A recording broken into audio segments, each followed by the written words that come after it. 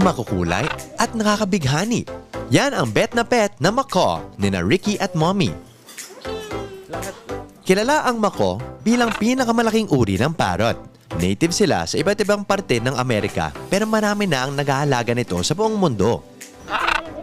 May hahalin tulad ang macaw sa mga alagang aso. Kapag kasi napamahal sa owner, malambing sila at madaling itrain. 5 years ago, from baby, ito na siya ngayon. Tapos makita mo lumilipad, babalik sa'yo.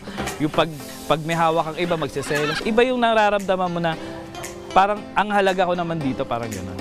Parang iba ang dating talaga ng mako, lalo na yung mako.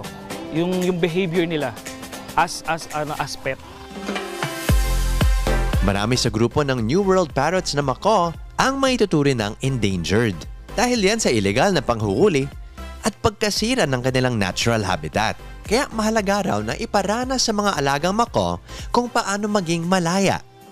Dito naisipan ni Ricky na simulan ang free flight ng mga macaw sa Pilipinas kasama ang grupo niyang Majestic Wings Free Flight Philippines.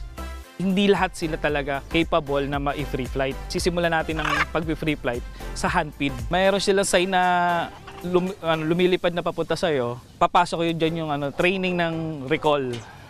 So, pag yung indoor recall ang tawag. Tapos susunod dyan sa indoor recall, i-introduce mo na sa kanila yung outside. Outdoor recall na yon. So, palayo na palayo hanggang umikot na sila. Or lumipad freely. 30 years ng alaga ni na Ricky si Brazil. Pero tiyak na matagal na panahon pa sila magkakasama sa haba ng lifespan ng mga macaw.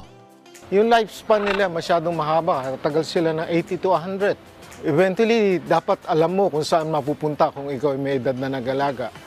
Kaya naman, ang grade ng macaw sa ating Pet-O-Meter, 9 para sa cost, 4 para sa time, 5 para sa space, 7 sa pagiging child-friendly, at 8 sa cuteness. Walang duda, bet na pet ang high-flying sky puppies na macaw.